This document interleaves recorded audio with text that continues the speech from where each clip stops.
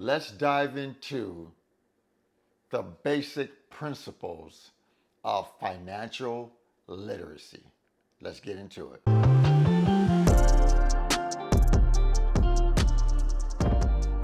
What is financial literacy? Financial literacy goes beyond just managing money.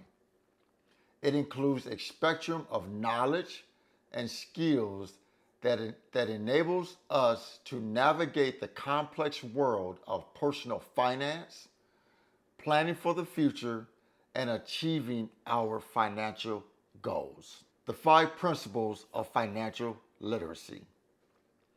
Financial literacy empowers us to make informed decisions about our money, helping you to build a secure future and achieve your financial goals. These basic principles will explore the 5 basic principles of financial literacy: earning, saving, investing, protecting, spending, and how to borrow responsibly, providing you with actionable insights to enhance your financial knowledge and make the most of your resources. Guys, when I uploaded my video on Tuesday about the 5 things that if you do these 5 things, you will without a doubt win with the money. So one of my subscribers commented that I should talk about financial literacy. And as I looked up financial literacy, I was like, wow, I've looked it up before, but as I looked it up more in depth this time of like the true meaning, what it really meant, I was like, wow, this could be a video in itself. So that's why I'm doing this video. Someone asked me to do it. So that's why I'm relaying this information. And it is very good, sound information that I wanted to just give to my listeners. So guys, let's go through the 5 principles of financial literacy. Number 1, earn, empower, and earnings. At the heart of financial literacy lies the principle of earning. It's about developing skills, pursuing education, and securing employment that enables you to generate a steady income. Increasing your earning potential opens doors to financial stability and growth. Your income is the foundation upon which your financial stability lies. To empower your earnings, adopt these strategies. Diversify your skills, guys. In today's ever-changing job market, diverse skill sets are invaluable.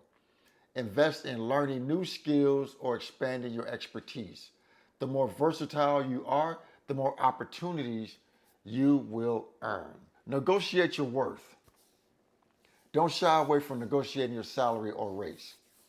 Guys, when my employer came to me with my recent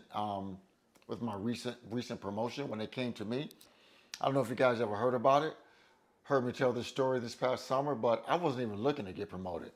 I wasn't even trying to get promoted.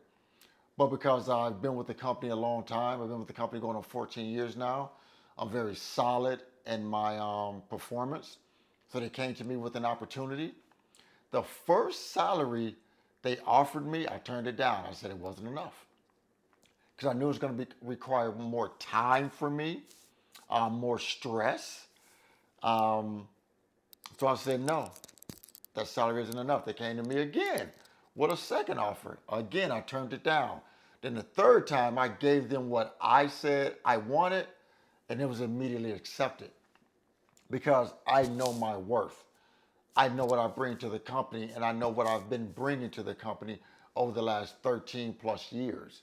So if you want me in this new role, this is what I believe my worth is. And they gave it to me with no issue, no problem. It was immediately accepted. So you got to know your worth.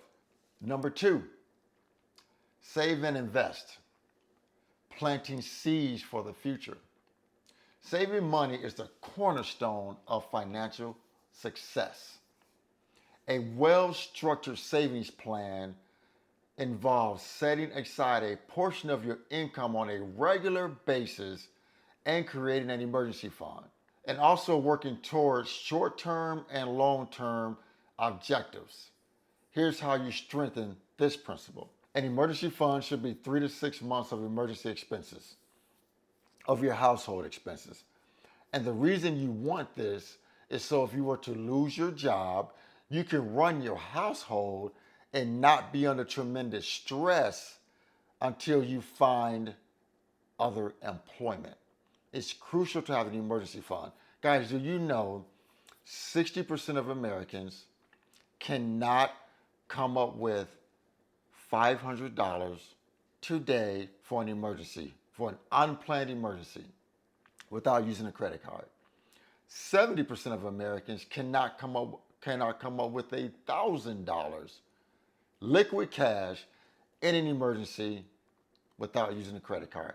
This is why it's essential to have an emergency fund or some type of emergency savings, 3, 4, 5 grand stashed away. Because this is why individuals go into more debt, because they do not have any liquid savings. Budgeting. Creating a budget that outlines your income and expenses. Tracking your spending helps identify areas where you can cut back and allocate more funds towards savings and investing. Once again, we're trying to control our spending so we have more to save and invest. Invest wisely. Educate yourself about different investment options, such as stocks, bonds, mutual funds, and real estate. Work towards diversifying your portfolio to minimize risk and maximize potential returns. Okay, number 3, protect. Safeguard your financial well-being. Life is full of uncertainties, but you can safeguard your financial well-being through proper protection measures. Prioritize these following steps. Insurance coverage.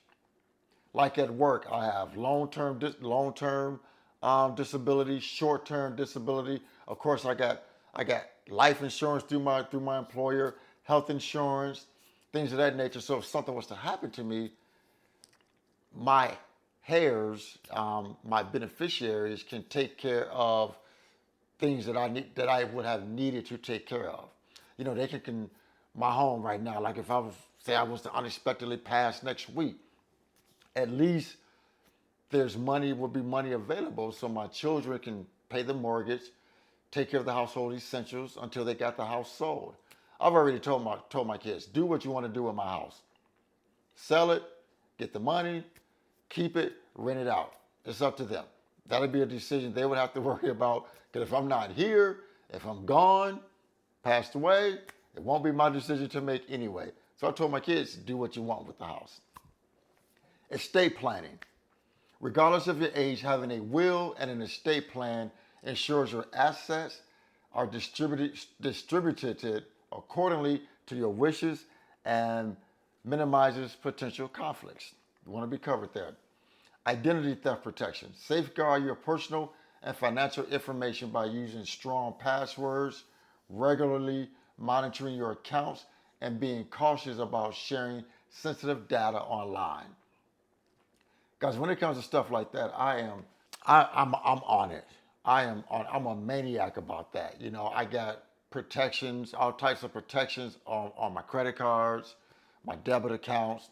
You know, I keep my credit cards locked when I'm not using them, so no one can just go online and use one of them by stealing my credit card number and anything like that.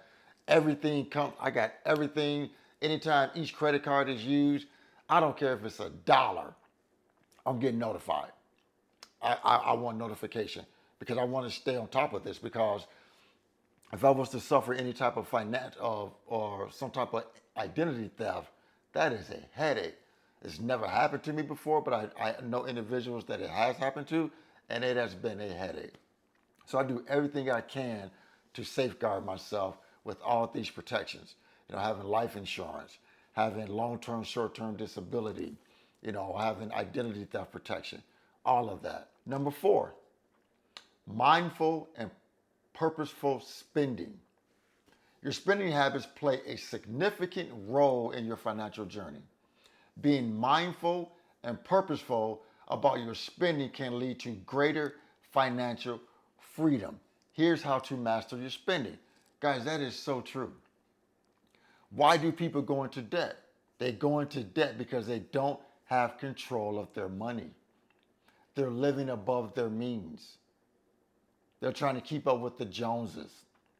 And what happens? You go into debt and you have no money. You have no money to save, no money to invest. That is just not a great way to live financially, guys. So, number 4, mindful and purposeful spending. Differentiate needs and wants. Access whether it's a genuine need or a fleeting want before purchasing. This practice can help you make more conscious spending decisions. Prioritize quality over quantity. Invest in quality items with long-term value, even if they come up with a higher price tag. Their approach often saves you money in the long run. Track your spending. Use budgeting tools or apps to track your spending. This insight helps you to identify spending patterns, make necessary adjustments, and allocate more funds toward your financial goals. Number 5, borrow responsibly for future growth. Borrowing can be useful for working toward financial goals, but it requires responsible financial management to avoid debt traps. Here's how to approach borrowing intelligently. Understand interest rates before taking on debt. Understand the terms of the rates and the conditions associated with your loans. Manage credit cards wisely. Credit cards offer convenience but can also lead to debt if not used responsibly. Pay your balance in full each month to avoid accumulating interest charges. Guys, you know where credit cards make their profits? They make their record profits from individuals carrying balances on their credit cards because you're paying what? Interest.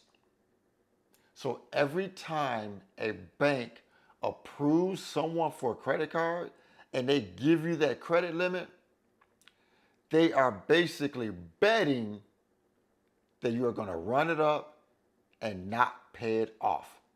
And then they can charge you interest, and that's where the real profits come in. We got to be smarter, guys.